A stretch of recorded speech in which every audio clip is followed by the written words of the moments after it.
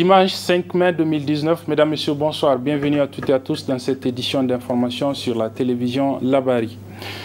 La communauté musulmane de notre pays s'apprête donc à observer le jeûne du mois béni de Ramadan. On attend encore en effet l'annonce de l'apparition du croissant lunaire par les autorités compétentes. C'est un mois donc important pour les musulmans. C'est le 4e pilier de la religion musulmane. Comment le musulman doit-il aborder ce mois béni de Ramadan? Également de réponse avec le cheikh Oumarou Mahamadou Bachir, interrogé par la télévision Labari. Donc ce mois, la personne doit l'aborder premièrement avec joie. Rappelez-nous que l'an passé, on a jeûné avec beaucoup de gens. Nous sommes aussi à quelques pas du Ramadan. On ne sait pas si on va atteindre le carême, ce jeûne de Ramadan. Et quiconque arrive à l'atteindre, je pense qu'il est chanceux et que c'est une autre faveur qu'Allah lui a faite afin de pouvoir avoir accès au paradis. Donc, il faut qu'on aborde ce mois de carême-là avec joie, avec demande de pardon, avec une intention de ne plus revenir sur ses péchés, avec l'intention de faire plus d'œuvres, parce que le Coran nous a dit, chacun essaie de faire ce qu'il peut, et c'est un concours pour chacun d'entre nous. Celui qui a le bien n'a qu'à donner son bien, celui qui peut beaucoup prier n'a qu'à beaucoup prier, etc., etc. Et chacun aura sa place auprès du Seigneur. Donc il est très important aussi de le rappeler. C'est ainsi qu'on peut aborder ce mois et surtout faire en sorte qu'on le commence ensemble. C'est très important de l'indiquer, de le commencer ensemble, tel qu'il a été rapporté dans le hadith du prophète sallallahu alayhi wa sallam. Et il y avait Abdullah ibn Omar qui était venu auprès du prophète, il l'a informé. Alors que les gens cherchaient le croissant lunaire du Ramadan, il vient auprès du prophète et lui dit: ah, au prophète d'Allah, l'envoyé d'Allah, j'ai perçu le croissant lunaire. Il ordonna de jeûner et il ordonna à Bilal d'informer les gens de jeûner demain.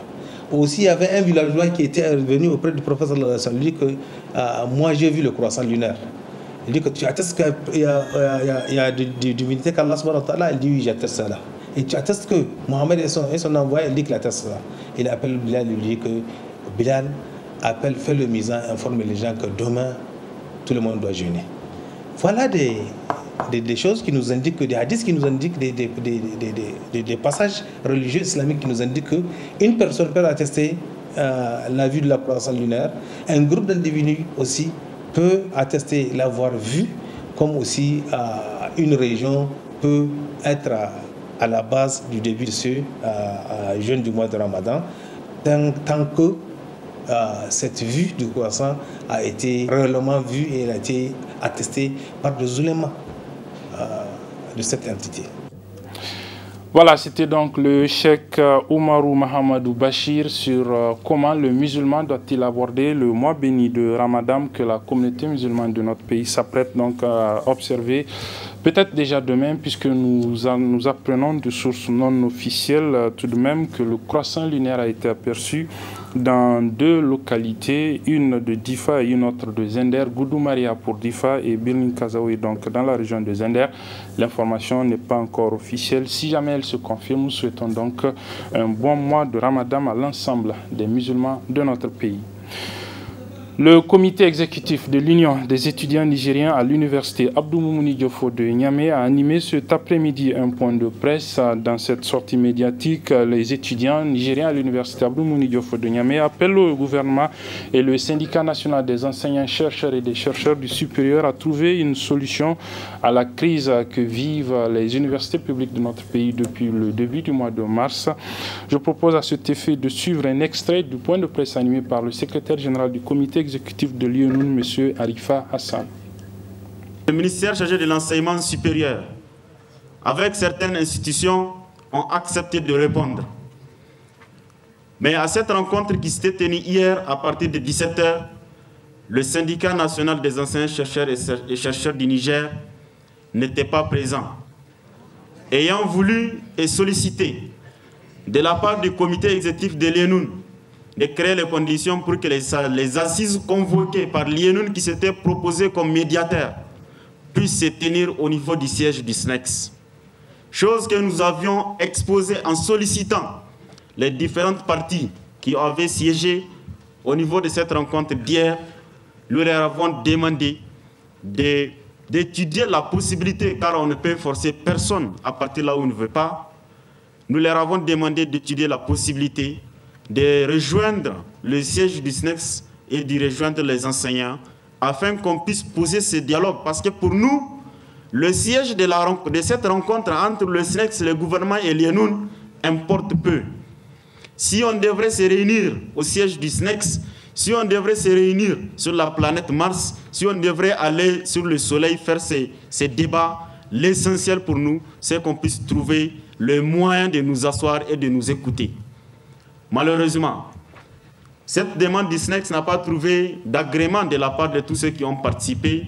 La totalité avait rejeté cette hypothèse de partir au siège du SNEX pour négocier, parce que les différentes parties ont estimé que pour négocier, dans le cadre de ce bras de fer, le mieux, les bons offices que l'UNUN a proposés, le mieux, le plus pertinent serait de choisir un territoire neutre. Eh bien, constatant cet état de fait, l'UNUN n'a pas perdu de vue l'importance, sinon l'importance capitale, de la présence de différentes institutions. Et nous avons décidé, malgré l'absence de nos enseignants, de jeter le jalon de pourparlers. Et nous étions tombés d'accord sur un principe, celui de la poursuite des pourparlers, sans pour autant incriminer X ou Y par rapport à ce bras de fer. Parce que pour nous, l'idéal, c'est d'amener les différents antagonistes à épouser la logique de la compréhension, à épouser tout simplement la logique de la raison. Chemin faisant, l'UNUN a tenu à exiger la reprise des activités académiques, et ce, par n'importe quel moyen, au niveau de l'État et des enseignants à partir de la semaine prochaine. Voilà, c'était donc le secrétaire général du comité exécutif de l'Union des étudiants nigériens à l'université Abdou Mouni Diop de Niamey et Enoun Arifa Hassan qui se prononçait sur la situation que vivent donc depuis le début du mois de mars les différentes universités publiques de notre pays avec les grèves perlées du syndicat national des enseignants chercheurs et chercheurs plus supérieurs, l'Union qui appelle donc les deux parties, le SNEX et le gouvernement, à trouver un terrain d'entente. Best High School, c'est le nom d'un jeu concours entre les différents établissements, les différents lycées de la capitale de Niamey. C'est un concours organisé par la Swiss UMF University du Niger. Le concours vise la promotion de la culture de l'excellence. Le résumé de la finale de ce concours avec nos reporters Halidou Bourema et Adam Soumana. Lancé il y a près de mois avec la participation d'une douzaine de lycées de la place, le concours dénommé Best High School, initié par Swiss UMF University of Niger, connaît ainsi son épilogue avec les demi-finales et la finale de la compétition. À l'affiche pour la première demi-finale, le CSP Eau Vive ayant croisé le fer avec le lycée d'excellence, une manche remportée par le CSP Eau Vive. Quant à la seconde demi-finale, elle a mis aux prises le CSP Faza et Persévérance, qui s'est soldée par une victoire de CSP Faza. Ainsi, la finale s'est jouée entre le CSP Faza et le CSP Eau Vive avec la victoire de justesse du CSP Faza à la satisfaction des responsables des établissements finalistes. C'est un jeu. Aujourd'hui, si le CSP Faza a gagné, c'est parce que nous avons la chance à nos côtés. On peut dire la chance. La chance nous a hissés parce que je reconnais en tout cas la qualité, la performance des candidats qui sont ici. Je les remercie très sincèrement. Ils n'ont pas démérité. Nous remercions UMF pour l'initiative et nous sommes très contents d'arriver jusqu'à ce niveau. Nous sommes tous contents de la position que nous avons occupée. Et puis pour vous dire, bon, nous serons tous ravis d'être présents à la séance prochaine. Immense et surtout la joie du côté de Swiss UMF University pour avoir organisé avec brio ce rendez-vous de l'excellence pour les lycées. Nous avons voulu initier cette compétition-là pour mettre en compétition les jeunes. Voilà, leur montrer que voilà, le monde d'aujourd'hui, c'est un monde de compétition. La culture qu'il faut faire aujourd'hui, c'est la culture de l'excellence. C'est ça la philosophie de UMF. Voilà pourquoi nous avons initié cette compétition-là. On a pu mobiliser les lycées. Nous avons fait les démarches auprès des responsables d'établissement. Ils ont accepté la démarche. ils ont participé, tous ceux qu'on a touchés ont participé à la compétition. Et aujourd'hui, par la grâce de Dieu, nous avons le champion. Nous envisageons pour la prochaine édition étendre cette compétition au lycée de l'intérieur du pays. Voilà, donc on a fait un premier pas pour montrer notre bonne volonté, notre geste de vouloir aller de l'avant. SUSUMEF University of Niger, prônant la culture de l'excellence, a mis à profit ce grand rendez-vous des lycées de la place pour récompenser les premiers des classes de terminale. Quant aux établissements lauréats de la présente édition du concours Best High School, ils ont reçu des cadeaux de l'organisateur que SUSUMEF, avec notamment la dotation de la salle informatique du grand lauréat, le CSP FASA, d'une dizaine d'ordinateurs. Pour un coup d'essai, c'est un coup de maître que SUSUMEF University vient de réaliser à travers ce concours interlycée de Niamey. Une façon de prouver qu'à SUSUMEF University of Niger, nous pensons différemment. Éducation toujours avec le baptême, la cérémonie de baptême ce matin de l'école primaire du village de Tourkouli, c'est dans la commune rurale de Sansani Hausa, dans la région de Tillabéri. L'école primaire de ce village vieille plus d'un demi-siècle a donc été baptisée ce matin du nom d'un des patriarches de ce village, en la personne de M. Alpha Bagna. La cérémonie a eu lieu donc ce matin en présence de nos envoyés spéciaux Halid Bourema et Adam Soumana. Situé à mi-parcours de la distance reliant Niamey, la capitale, au chef-lieu de la région de Tillabéri sur les berges du fleuve Niger, plus précisément dans la commune rurale de Sansani Hausa, le village de Tourkouli a connu une ambiance festive en ce dimanche 5 mai. Et quoi de plus normal, car il s'agit de magnifier à travers cette cérémonie un des illustres fils du terroir ayant beaucoup œuvré pour l'accès à l'enseignement de bon nombre de filles et fils d'une grande partie du canton de Kourtei, en l'occurrence le respectable Oulema Boubacar Tiné, plus connu sous le nom de Alpha Bagna. Le légendaire et hospitalier village de Tourkouli, grâce à son école primaire, créée depuis 1963, nous réunit aujourd'hui dans la joie de cœur noble et la fraternité pour un hommage exceptionnel à l'éducation nationale. Conscient de toutes les valeurs positivement attachées à l'école, nous saluons la mémoire de toutes les personnes ayant contribué à la création de l'école en général et particulièrement de l'école primaire de Tourkouli dans un esprit de sagesse et de vision. En effet, l'école primaire de Tourkouli réunissait jusqu'à une date très récente les enfants de plusieurs villages environnants. La cérémonie d'aujourd'hui se veut avant tout pour nous une grande opportunité quant à l'intérêt pour tous de veiller à la scolarisation de nos enfants et à la protection de l'environnement du cadre scolaire. Auparavant, c'était le responsable de l'école qui a pris la parole pour faire une présentation sommaire de son établissement et profiter pour demander un soutien en vue de sa bonne marche. Le premier site de l'école primaire de Tourkouli était situé juste à côté du fleuve là-bas, mais ce dernier a été ravagé par l'érosion, ce qui a fait son déplacement pour se retrouver à la place où elle se situe présentement. L'école compte actuellement 6 classes construites en matériaux définitifs avec un équipement complet sur fonds propres de l'État, puis réceptionné en mai 2013. Sous l'encadrement de 5 enseignants dont il a été tout récemment affecté. Nous demandons à l'État, pour, par de bonne volonté, la clôture de notre école, la construction de la grille, la construction d'un logement pour le directeur, la construction d'un bureau pour que l'école puisse rayonner sous la plantation des arbres un peu partout dans toute la cour de l'école.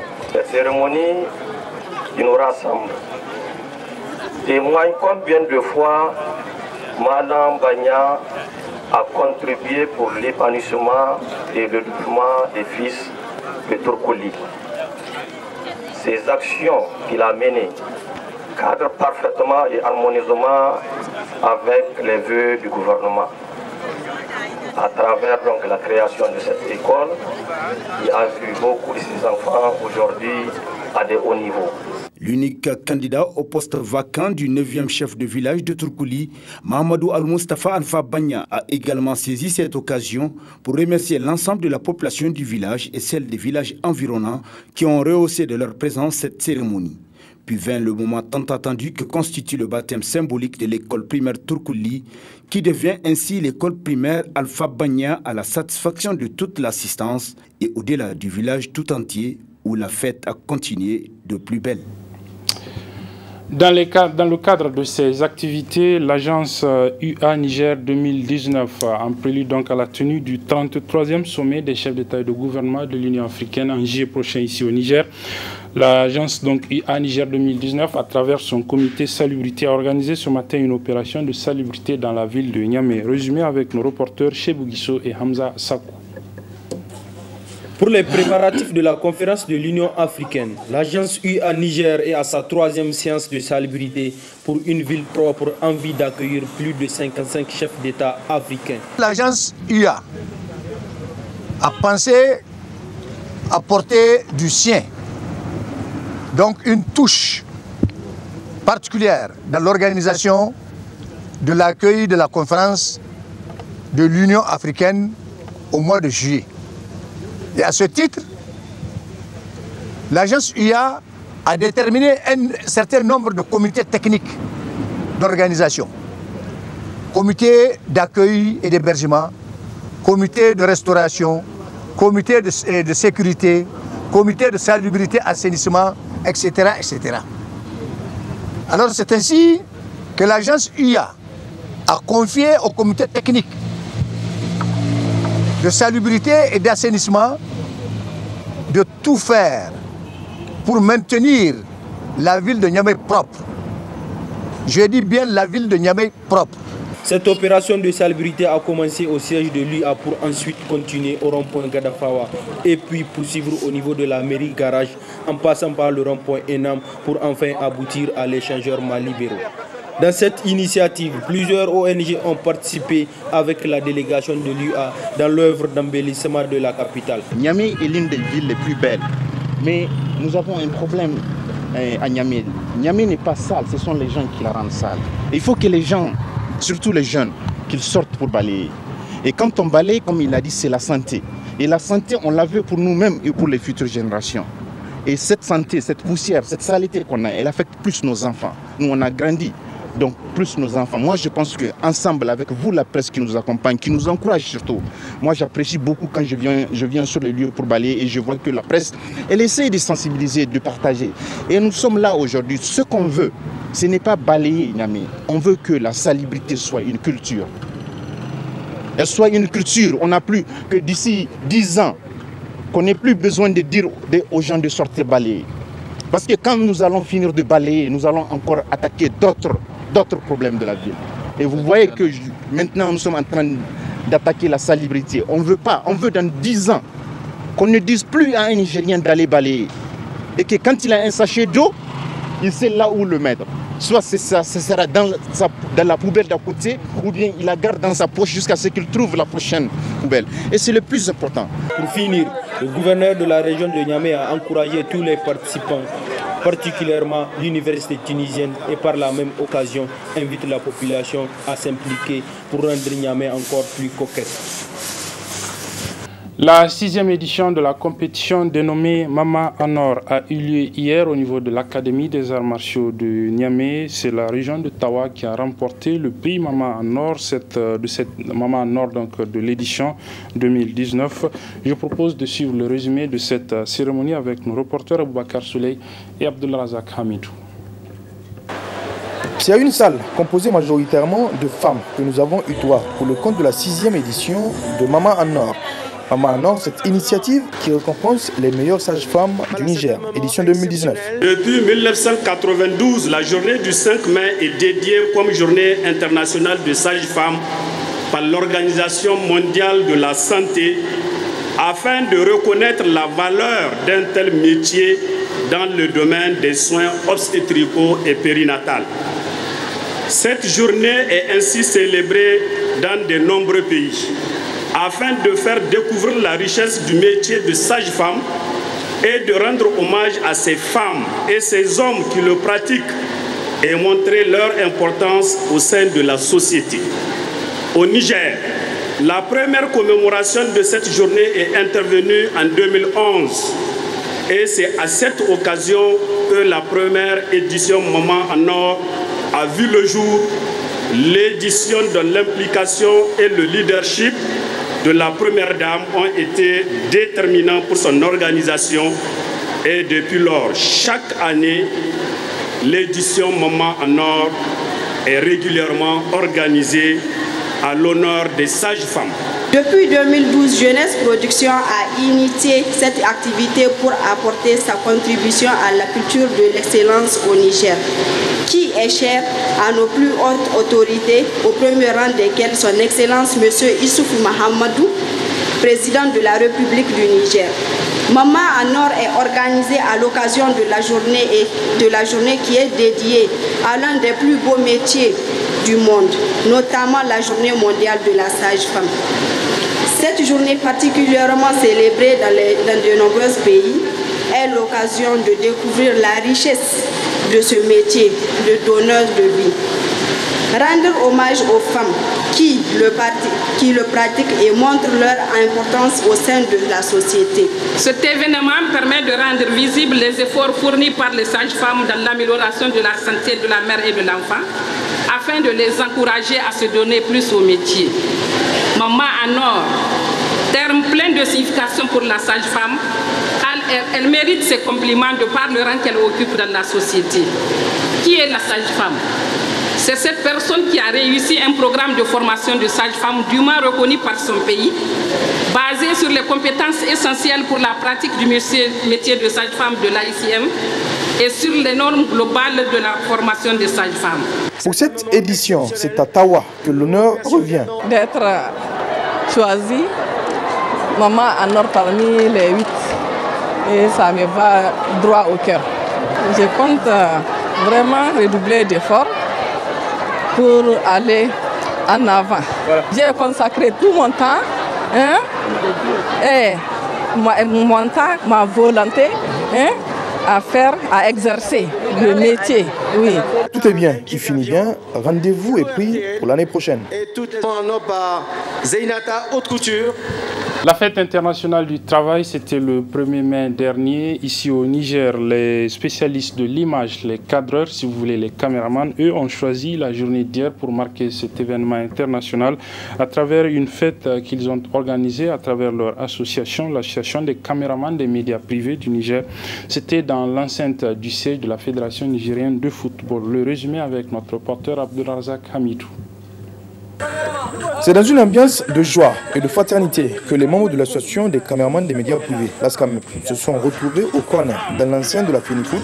Objectif, fêter à leur manière la fête du 1er mai et la journée internationale de la liberté de la presse. On s'est réunis pour vraiment fêter de l'allégresse la journée de la fête du travail. Comme vous le savez, c'est nous qui faisons les reportages le jour de la fête de travail. Donc on ne peut pas être et au four et au moulin, aller faire les couvertures et venir fêter. C'est pas possible. C'est pour cela qu'on a décidé d'une date, comme l'année passée. Donc on a choisi la date du 4 mai pour vraiment créer un cadre où on se retrouve à travers les confrères des médias du privé. Le but, c'est vraiment de créer la cohésion, l'union, la fraternité entre nous. On se retrouve pour vraiment discuter, causer et vraiment trouver des solutions aux petites mésententes qui surgissent entre nous sur le terrain de travail. Et je lance à tous les confrères, qu'ils soient cadreurs de médias privés comme de médias publics, vraiment de nous unir comme un seul homme pour vraiment travailler dans la symbiose et vraiment en parfaite harmonie. À cette occasion, plusieurs journalistes ont été invités par les membres de cette association à se joindre à eux. Nous sommes ici aux côtés de nos amis, confrères de l'ASCAMEP pour justement marquer cette importante journée. Parce que vous savez, entre les journalistes et les caméramans, comme on les appelle communément, c'est une histoire pratiquement, on va dire, d'amour. Parce que journaliste, caméraman, c'est les deux faces d'une même monnaie, d'une même pièce. Et aujourd'hui, nous sommes là pour justement dire que nous adhérons totalement à cette initiative de l'ESCAMEP. Ça fait déjà 3 ans qu'à chaque occasion, n'est-ce pas, de la célébration de la journée de la presse, ils se retrouvent. Nous encore, au niveau, en tout cas, des journalistes, comme on dit, on n'a pas encore eu cette ingénieuse idée. Et qui est, il faut le dire, très importante parce que permettant de rapprocher les uns des autres. Et cette initiative de l'ESCAMEP, il faut le dire, doit servir d'école à tout le monde. Ce dont on a besoin au sein de la corporation, effectivement, c'est l'unité, c'est l'union. Et l'ESCAMEP, à travers cette initiative, est en train, en tout cas, de montrer à tout le monde le chemin à suivre. L'association des caméramans des médias privés ne compte pas s'arrêter en si bon chemin et promettre plus à l'avenir.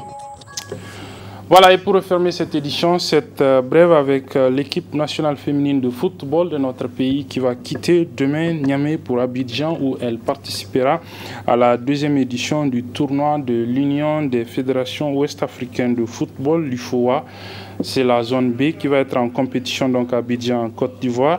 Avant leur départ, l'équipe a reçu donc la visite du président de la Fédération nigérienne de football, le colonel-major Jibrilahi Mahamidou Pelé. C'était au niveau du Centre technique national de football où l'équipe a été mise au vert. Ils vont donc quitter demain matin pour Abidjan. C'est donc la fin de cette édition, mesdames et messieurs.